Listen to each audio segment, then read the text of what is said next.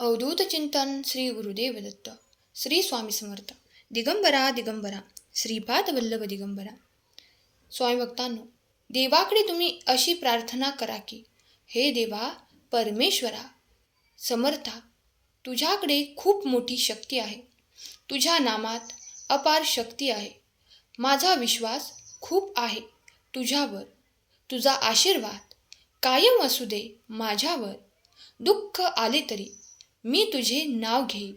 संकटे आली तरी मी तुला हाक देईल. आनंद झाला तरी मी तुला स्मरण करीन. हे गुरुराया, बस मला या भावनेवर स्थिर कर की माझ्या आयुष्याच्या शेवटपर्यंत कायम माझ्यासोबत तू आहेस. प्रिय देवा, मला योग्य दिशेने जाण्यासाठी मार्गदर्शन दे. हे स्वामीराया, कधी कधी आयुष्यामध्ये खूप दुःखद यातना सहन कराव्या लागतात. असं वाटतं की खरंच आपण एवढे देवदेव करतो, पण या पृथ्वीवर देव आहे का? इथपर्यंत आपल्या मनात नको त्या शंका येऊन जातात. पण स्वामी भक्तांनो, हीच तर खरी वेळ आहे आपल्या स्वामींची, आपल्या परीक्षेची, आपल्या विश्वासाची, आपल्या स्वामी भक्तीची. त्यामुळे आपल्या भगवंतावरती आपला विश्वास ठेवा. खरं पाहाल तर येथूनच खेळ सुरू होतो स्वामी लीलेचा. फक्त स्वामी माऊलींवर विश्वास तुम्ही ठेवा, तो डगमगू देऊ नका. आणि जर तुमचा स्वामींवर विश्वास असेल तर खरा स्वामी भक्त टाईप करा. व्हिडिओला लाईक करून या संदेशाला तुम्ही 11 जणांना शेअर करायला विसरू नका. चॅनलला सबस्क्राईब करा. जो अनन्य भावाने भगवंताला शरण जातो त्याचे दिवस आनंदाने जातात, त्याचे दुःख दूर होतात. त्यासाठी भगवंताचे मनापासून प्रार्थना करावी. तो बरोबर मार्ग दाखवतो. आपण अंधारामध्ये वाट चालत असताना एक क्षणभर का होईना एक वीज चमकते, पण त्यामुळे पुढचा रस्ता आपल्याला साफ दिसतो. त्याचप्रमाणे मनापासून भगवंताचे स्मरण केले तर पुढच्या मार्गाचे आपल्याला आपोआप ज्ञान होते. ज्यांच्या प्रपंचामध्ये पाठीराखा परमात्मा आहे, तो परमात्मा त्यांच्यासोबत आहे. देव आज तुम्हाला म्हणत आहे, बाळा, आता तुला तेही भेटणार आहे ज्याची तू अपेक्षा सोडून दिली होतीस. तुझे नशीब आता पूर्णपणे बदलणार आहे. आता तुझ्या आयुष्यात फक्त सुखाचा हंगाम सुरू होणार आहे. फक्त तू माझ्यावरती विश्वास ठेव. तुझी वाईट वेळ आता संपणार आहे. तुझ्या आयुष्यात संकटे आली तर तू हार मानू नकोस. जो संकटांना सामोरे जातो तेव्हाच तुम्हाला आनंद प्राप्त होतो. असे खूप लोक भेटतील तुम्हाला जे विनाकारण तुमचा तिरस्कार करतील. तुम्ही अनुभव घेतला असेल तर तुम्हाला कमी लेखणारे, वेड्यात काढणारे खूप लोक आहेत. पण त्यांच्या बोलण्याने, म्हणण्याने तुम्ही वेडे ठरत नाही. तुम्हाला माहीत आहे ना की तुम्ही काय आहात. मग दुसऱ्यांच्या बोलण्याने काहीही फरक पडत नाही. फक्त सकारात्मकतेने सत्कर्म करत राहा, यशस्वी व्हा. आणि त्या माणसांना अजून त्रास होईल जे तुम्हाला नावे ठेवतात. हेच माणसे उद्या तुमची गोड गोड गाणी गातील. लक्षात ठेवा, तुमच्या आयुष्यामध्ये आलेली प्रत्येक व्यक्ती ही वेगळी असेल. आपण कसे आहोत तसे तेही असतील अशी अपेक्षा करू नका. ते जसे आहेत तसे त्यांना एक्सेप्ट करा. आपल्यासारखे सगळेच असावेत असे तुम्ही समजू नका.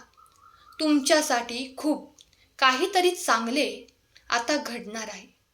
त्यांचा तुमच्या आयुष्यातील प्रत्येक गोष्टीवर परिणाम होणार आहे.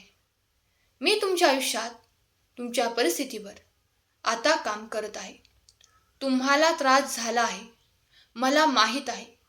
मी तुम्हाला आणि तुमच्या कुटुंबाला आर्थिक स्वातंत्र्य आता पाठवत आहे. तुमचे दुःखाचे दिवस आता जवळजवळ संपतच आले आहेत. तुमच्या उन्नतीचा प्रगतीचा, भरभराटीचा काळ आता सुरू होणार आहे. कारण तुमच्या आयुष्यात आता मी स्वतः आलो आहे. माझा आशीर्वाद आता तुम्हाला मोठ्या प्रमाणात मिळणार आहे. स्वामी भक्तांनो, जर तुम्हालाही स्वामींचे आशीर्वाद प्राप्त करून घ्यायचे असतील तर लव यू गॉड टाईप करा आणि हा संदेश 5 जणांना शेअर करा. कारण स्वर्गातून दैवी सूचना घेऊन देवदूत तुमच्यापर्यंत हा संदेश घेऊन येण्याचे काम करत आहेत. आता तुमचे भविष्य चांगल्या प्रकारे लिहिण्यासाठी देवाचे देवदूत काम करत आहेत. त्यांनी हे काम हाती घेतले आहे. तुम्ही प्रार्थना करत राहा. येणाऱ्या चांगल्या दिवसाची वाट पहा.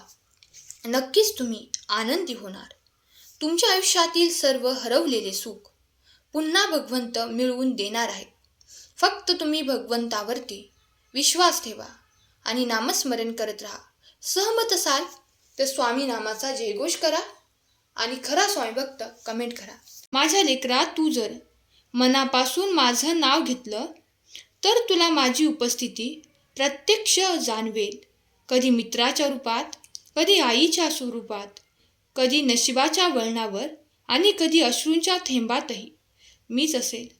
मी तुमच्या हृदयात आहे. तुम्ही नाम घेता म्हणून मी तुमच्या मागे पुढे चालतो आणि तुमचा 6 लाख जप पूर्ण झाला की मी तुमचे भाग्य उदयास सुद्धा आणतो. तुमच्या नशिबाचे ग्रह कितीही वक्री असू दे, 7.5चे भोग असू दे, तुझ्या प्रारब्धाचा एकच किमयागार आहे, तो म्हणजे स्वामी समर्थ. आणि लक्षात घ्या, ज्यांच्या आयुष्याचे सारथी स्वामी असतात त्यांचा भाग्योदय सुद्धा निश्चितच असतो. शंका, अविश्वास आणि तुझा माझ्यावर विश्वास नाही आहे का? नेहमी तुझ्या मनामध्ये तू बोलत असतो, स्वामी खरंच असं करणार का? तू अजूनही मला ओळखलं नाहीस आणि शंका घेऊन तू तुझ्या भाग्योदयात अडचण बनत आहेस. भिवू नको, मी तुझ्या पाठीशी आहे. जेव्हा तू दुसऱ्यांचं भलं करण्याचा विचार करतोस, तुझ्या मनामध्ये आणतोस, तेव्हाच प्रॉब्लेम संपायला सुरुवात होते. उद्या संध्याकाळपर्यंत खूपच गोड बातमी तुला ऐकायला मिळेल. सध्या खूप धावत आहेस ना, की मनात काहीतरी चाललंय जे पूर्ण व्हावं म्हणून धडपडत आहेस. स्वामी माऊलींनी सांगितले आहे की जीवन हे एक निरंतर शिकण्याची प्रक्रिया आहे. आपण प्रत्येक क्षणी काहीतरी नवीन शिकत असतो. स्वतःला दोष देत बसण्याऐवजी आपल्या चुकांमधून शिकण्याची तुम्ही तयारी ठेवा आणि ती तयारी जर तुम्ही ठेवली तर यश हमखास तुमच्या पायाशी येणारच.